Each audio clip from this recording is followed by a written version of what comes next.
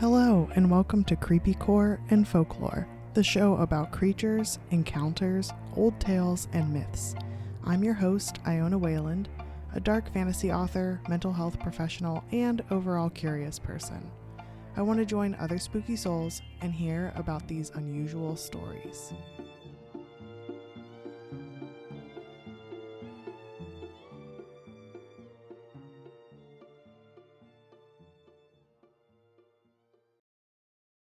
Hello, spooky soul. Today we are going to talk about liminal spaces. And what's really interesting about liminal spaces, in my opinion, is that the way I was taught what liminal spaces are is completely different than how I've been regularly noticing it. So what I was taught about liminal space was actually when I was in grad school, and it was related to the space between practices. So we kind of learned about it whenever I was learning how to be a therapist and about different kind of spiritualities to take into account if I were to be that person's therapist that has that spirituality, but also taking into account mindfulness and a whole host of other kinds of therapeutic interventions for mental health. We learned about how important the space between one thing and the other is. So, for instance, the professor at the time used the example of how there might be a sermon and then there's a little space between when the person who's about to give the sermon reads over their notes and their speech and what they're going to say, takes a little minute to pray, and then we'll start the sermon for the congregation. And how we were taught that was the spiritual example. And this is the case in pretty much every single religious practice, which I thought was pretty interesting. But how I learned about it when it comes to like mindfulness and stuff is kind of related to the care that therapists needs to make sure that they go through so they don't burn out and so they can be this fully present and helpful and just like healthful clinician for their clients. And this was making sure that you have the liminal space between one client and the next, how you go, even typing one note to submit to insurance and taking a second and having a liminal space moment, whatever that is. It could be exiting out of the one document, opening the other, or it could be doing some sort of routine or saying some sort of mindfulness mantra. Whatever it is, it's like important for health.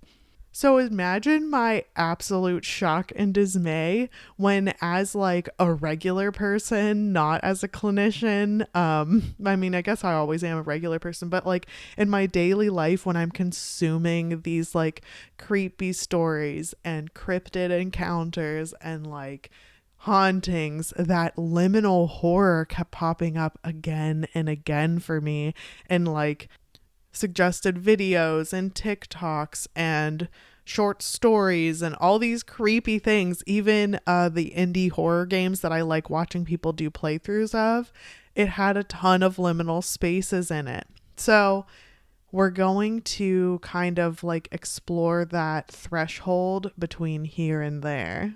So, liminal spaces are the transitional zones that exist between distinct places or states. So, the examples I gave were mental states, but distinctive places, I mean, even a crosswalk is considered a liminal space. It's the in between. So, these spaces are kind of characterized by a sense of ambiguity. They evoke this blend of fascination and unease, because I'm going to look at it from the creepy angle.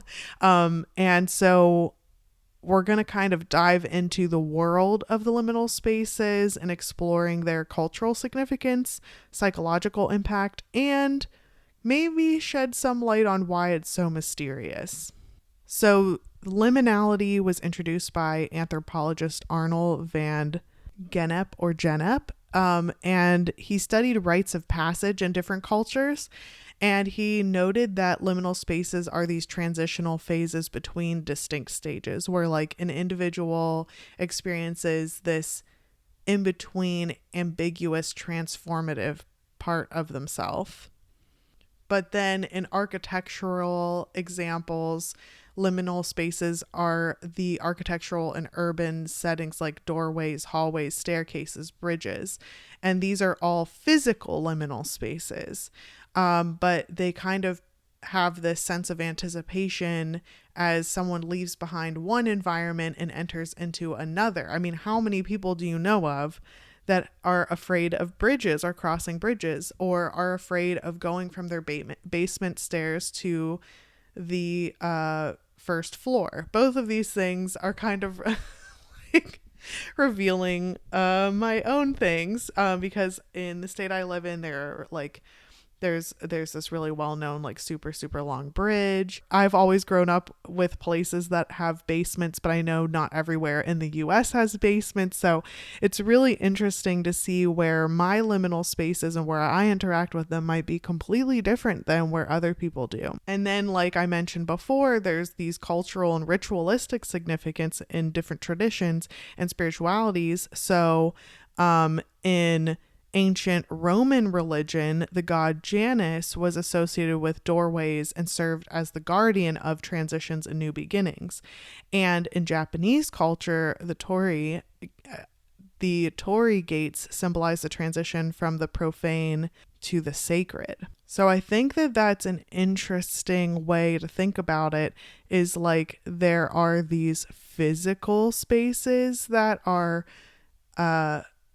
literally the transitions, but there's also these mental states that are the transitions, and there's also these spiritual and cultural states that count as the transitions. And this shift in spaces and that liminality can cause a whole bunch of emotions and psychological responses.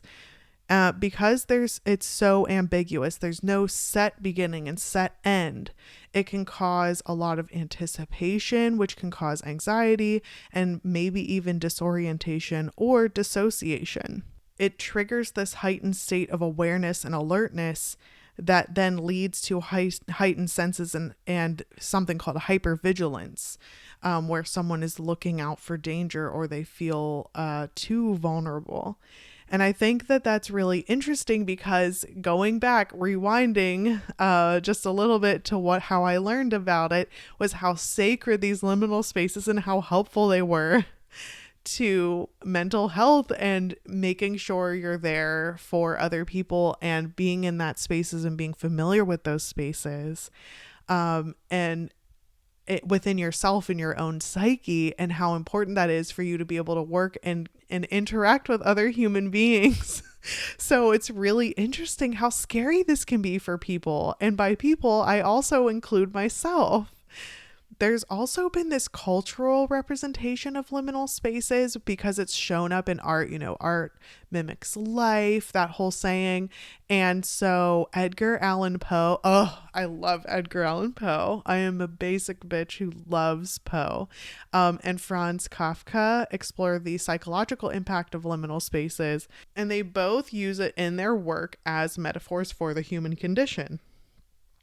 And then in visual arts, Rene Magritte and M.C. Escher often depict surreal and disorienting spaces that blur the boundaries. I am unfamiliar with Rene Magritte, but M.C. Escher, I could stare at M.C. Escher artwork for hours. I remember there's the one with the steps that kind of lead to other steps that lead to other steps. And actually the whole steps and stuff reminds me of Squid Game. When they're all going up, and that is a whole liminal. So that whole thing is about a lot of stuff, but liminal spaces are used to create dread and horror and stuff. But MC Escher artwork is really interesting. I remember being like, wow, yeah, that makes sense. And like in elementary school, and then the art teacher was like, see, this can't exist. And I was like, wait, what do you mean? And just looking at it and being like, the distortions make sense in that world.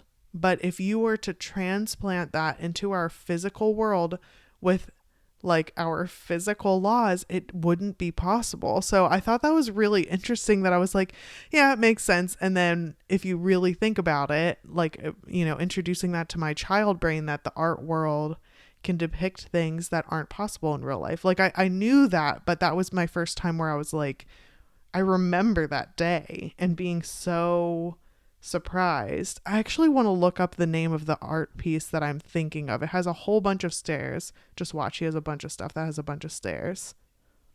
Okay, he does have a bunch of stuff with a bunch of stairs and archways and things like that I remember, but the one I'm thinking about in particular is called Relativity.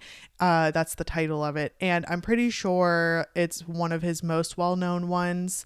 But what's really interesting talking about this now I'm sidetracking. My new outlining system has been going great, but I do not stick to the outline very well as soon as I start recording. But this is my offshoot tangent of the day, I guess. Hopefully it's just this one. But I remember, learning about Gestalt theory in grad school. And that's where you don't look at every single individual thing. You realize that each person is more than the sum of their parts.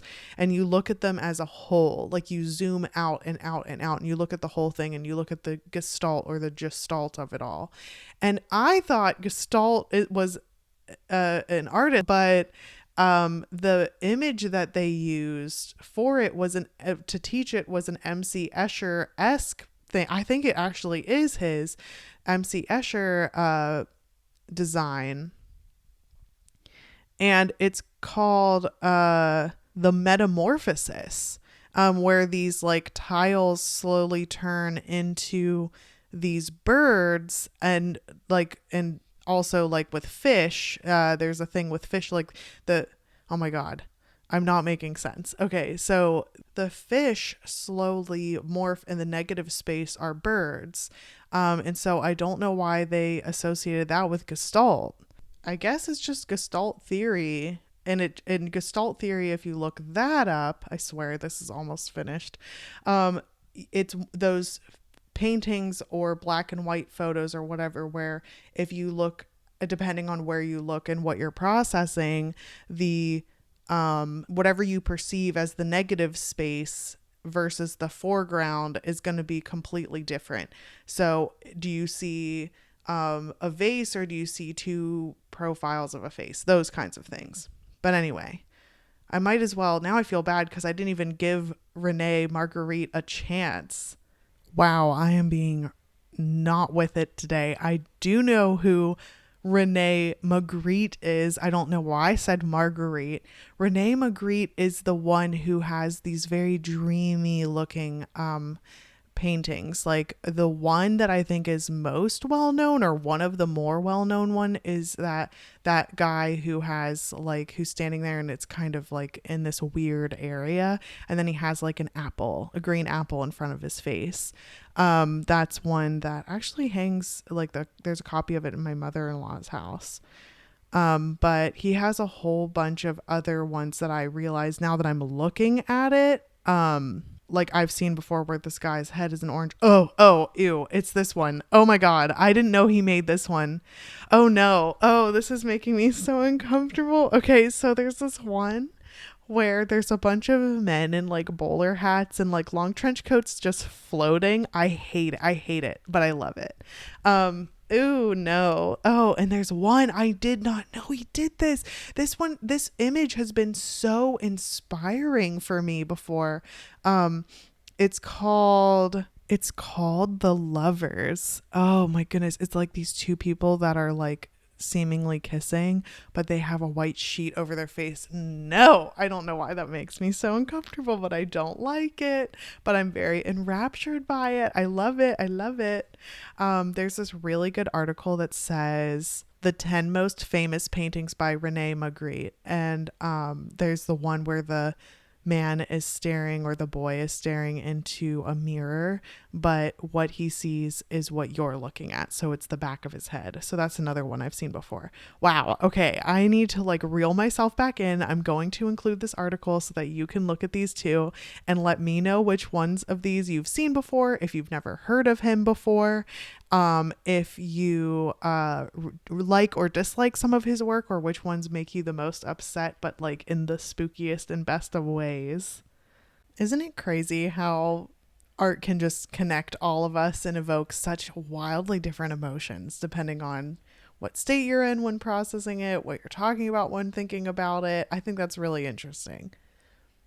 Anyway, there are modern interpretations of liminal spaces as well. So in contemporary culture, there's this fascination with liminal spaces that's more in like urban exploration and photo shoots where people will adventure into these abandoned buildings. That's illegal. Don't do that. I cannot condone this. I'm not saying that I have or haven't done that in the past before, but don't do this. Or underground tunnels that they seek this thrill of going through these forgotten in between places. Like the place is abandoned, but it's a structure at the same time. Like it's in that in between place. So now that you have a bit of an understanding as to what liminality is, I think we can dive a bit deeper past like unease and anticipation and more into the actual horror elements of what might be going on. So this blurring of boundaries and liminal horror really explores how the boundaries between natural and supernatural, reality and illusion, sanity and madness, even though I don't like the word sanity. It comes from the meaning of clean, and it's just trying to say that like people who have mental health issues are unclean, which like that's gross. But my judgments aside for this, and sensitivities aside from this, it's just that kind of boundary of like, it can be a thin line, and like where is the line? Is it moving? Is it identifiable? And it's challenging these traditional structures and kind of like going into this unknown where we don't have expectations, we don't know what to expect. That kind of leaves people that are consuming this kind of information or fiction or media in a state of disorientation, and that like horror and dread pops up. So from a psychological standpoint, it can exploit the fear of the unknown, because all of us have a fear of the unknown. And how many times have you heard where like, oh, if I just knew, then I wouldn't be as freaked out by this. Like if it came to like a medical crisis, or if it comes to how someone feels about you, like if I just knew, then I could know what to do. But while I don't know, I'm kind of like in this state of inaction and wondering. And also, if something is in that in-between state, it can appear uncanny, like with the uncanny valley, where there are, let's say, for example, statues that move. That's upsetting because it kind of looks like a human, but it also doesn't look like human, and it's moving, but it doesn't move in a regular way. It has these irregularities about it, which make it unknowable. And it's that transitional nature of liminal spaces that triggers these feelings of anxiety, but also like this panic and sometimes dissociative states. When liminal spaces are used in horror, it often symbolizes something else, like there's like a deeper meaning. So for instance, thresholds, mirrors, corridors, those kinds of transitional spaces kind of become symbols for personal transformation, the subconscious mind, which is what I've been alluding to the most during this episode, and exploration of hidden desires and fears that someone might have. So there's, for instance, a liminal horror book called House of Leaves. I've heard lots about this book. And a lot of people don't like it. A lot of people feel like it's a chore to read. A lot of people love it. A lot of people feel like it's an adventure. It's very polarizing. Same thing with The Haunting of Hill House by Shirley Jackson. She isn't as like out there as House of Leaves is, because the way you read House of Leaves, like sometimes you have to turn the book, sometimes you have to flip different pages. It's like a whole adventure. Whereas Shirley Jackson's explores like psychological terror that comes from the blurring of boundaries. I don't want to give spoilers to The Haunting of Hill House, but it was very interesting to know about. There's this author that I really appreciate, and I know her from social media. Her name is Lascelle Sambury. She uses liminal spaces a lot in her book, her horror adult novel, Delicious Monsters, and the sequel is coming out in a little bit. That was such a good book. If you want to check it out, maybe I should ask her to do an interview. That would be fun. I think that would be a lot of fun. I think I'm gonna do that. I'm gonna message her. But it's this incredible book that it kind of blurs those lines from life and death, real and unreal, truth and lies, and I was really gripped the whole time I was reading that. Donnie Darko is considered something that uses liminal spaces and liminal symbology and under the skin, which I do not like that phrase. That makes me uncomfortable, but it was directed by Jonathan Glazer. That he employs liminal horror elements to create this unsettling experience where you kind of don't totally fully know what's happening and you're left guessing. And of course, the reason you're here today is the influence that folklore and mythology have on liminal spaces and vice versa. There are tons of places where liminal spaces and beings are foretold, like the Fey realm, crossing paths with supernatural entities, things occurring at twilight or at dawn, ghosts, doorways, mirrors. All these themes persist across cultures. Something that I saw in the more modern take on liminal spaces with those horror game playthroughs, because I cannot play those games. They are too scary. I'm honestly proud of myself when I can watch a playthrough. But the modern day liminal spaces that I've been seeing pop up are the noclippings and the backrooms. So because of digital technology and virtual realms, liminal spaces extend beyond the physical landscape and the mental landscape and into the digital landscape. Even honestly, if I want to wax poetic about this, the digital landscape is very, very liminal to me, because it is concrete, but it's not, because you're on the web. Like, what does that even mean? And you're in these, even just going to virtual rooms is very interesting and otherworldly. So noclippings is the act of bypassing boundaries and exploring hidden or glitched areas within video games or virtual environments. And the users can kind of go through the normal boundaries of the game's intended spaces and access areas that were not meant to be seen or experienced. And I remember doing this with my brother while we played Skyrim, where there were like, you can like go underneath it's like subterranean, but it's just empty air if you glitch it out. And you can find a whole bunch of, I think we found like treasure chests. And because it wasn't accessible other ways, or it was difficult to access other ways, you can like put you could use it as storage basically. And you could put a bunch of your stuff there if it became too heavy. I have to say, now that my brother is in like video game school, or actually he just graduated. Yay. Congratulations, bro, if you're listening. And now he's getting his master's, but I never, I'm such a bad sibling. I don't remember what his degree is in and what he's getting his master's in, but it's related to video games. And he would make video games and I would want to play them. And every time I would always run to the boundaries of the game and try and like, kind of like, I'm like, oh, why does my shadow look like that? And he's like, you're just a block, like, or a pill shape thing that's trying to go to these targets. It's really not finished yet. And I was like, that's even more for me to explore. And he's like, I am not interested in the same things you are in video games.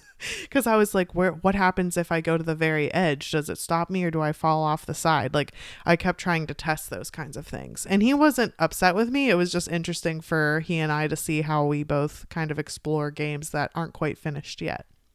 And then the backrooms is a concept that came from the internet, and it depicts this unsettling, endless series of these like monotonous rooms, like almost like cubicles or like gray or sand toned rooms that kind of look like you're in like this office space.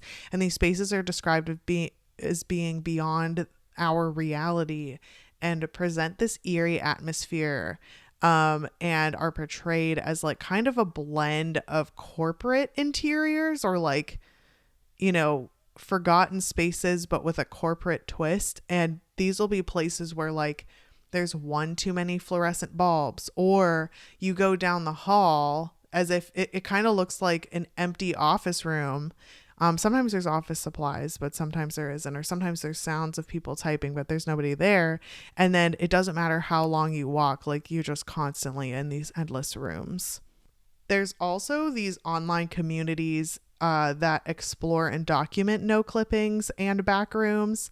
And they share experiences, photographs, and stories of their virtual expeditions into glitched or hidden areas. And they kind of talk about these like sensations and their emotional feelings of disconnection while in these liminal spaces. And so it's so interesting because it's like alluring but also scary and horrifying. And so these spaces like have this isolated blurring of boundaries, reality bending space where like you want to adventure into it, but also you want to have some self-preservations too. And it challenges our perception of space and time and provokes that dreadful feeling of not being able to fully understand, and it's beyond the bounds of the human imagination or brain to fully grasp what you're in. There's even been an uptick in art and media related to digital liminality. That includes no clippings and backrooms, of course, but it kind of influences creators to draw inspiration from elements of glitch art, surrealism, and these eerie aesthetics into their work that are both like visual art and online storytelling. Like it's popped up before. I actually grappled with including no clippings and backrooms in the modern internet folklore episode, but I thought it fit better here. Because as technology advances, liminal spaces will extend into the digital realm in new and different ways all the time. And sometimes they're from the imagination, but sometimes they're from actual glitches. And it's a weird feeling being like, wow, I'm like floating in this space and I can move a really odd way. And the physics have changed in this video game. How do I get out of this? Or do I want to get out of this? It's very interesting. Like, was I meant to be here? Is this an Easter egg? At least this is what I think of whenever I glitch out a game and do this. Is there an Easter egg, or was this like an unfinished version or an abandoned version from the alpha version of this video game? I know I did this a bit at first by accident and then a little bit on purpose with the when the Pokemon Violet and Scarlet and Violet came out. I got the Violet version. But I really was that was a pretty glitchy game, I have to say. And there were a little parts of Zelda Tears of the Kingdom that, man, I love that game so much. It's so funny because I was barely able to play Breath of the Wild because I got too freaked out and too stressed all the time. And this one I've been totally killing it. But there were moments where it glitched where I was like, let's see how far this goes. And then I got stressed out because I was like, I don't want to lose all my progress. So, but it's these liminal spaces provide like a unique blend of fascination and curiosity and, you know, challenging what we feel are the boundaries of our world, the physical world, the spiritual world, the digital world, and tying it back into liminality of all kinds. So because of their ambiguity and their transitional nature, they really inspire and mystify people as they travel through or experience it for themselves, or dread experiencing that in-between area for themselves. Whether it's architectural elements, cultural rituals, spiritual practices, artistic representation, all these spaces represent a wonder and unease because we don't fully have a label to put them in or a box to put them in.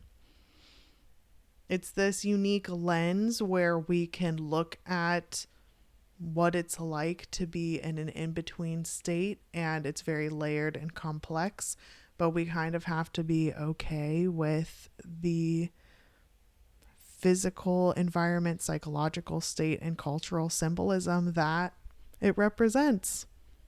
And if you step back from the horror of it or the uneasiness of it, and you let yourself partake in it, or you induce it, whether it's through cultural practices or through mindfulness, or what have you, or maybe it helps with your spiritual connection, then it can be something that aids you and, kind of fills your cup, so to speak, so that you're able to connect more with other humans when you come out on the other side.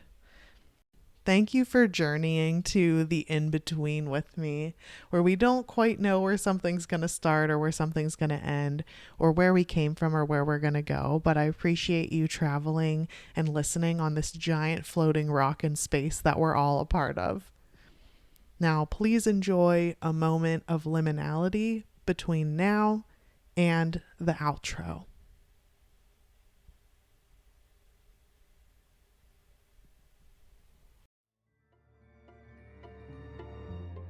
Thanks to all you spooky souls out there for listening to Creepy Core and Folklore.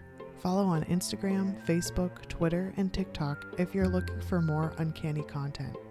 If you have your own tales to tell, you can email creepycoreandfolklore@gmail.com. If you liked this, please leave a review wherever you get your podcasts, or tell a friend who might enjoy these stories to spread the word. If you're interested in dark fantasy, check out my Hollowverse series.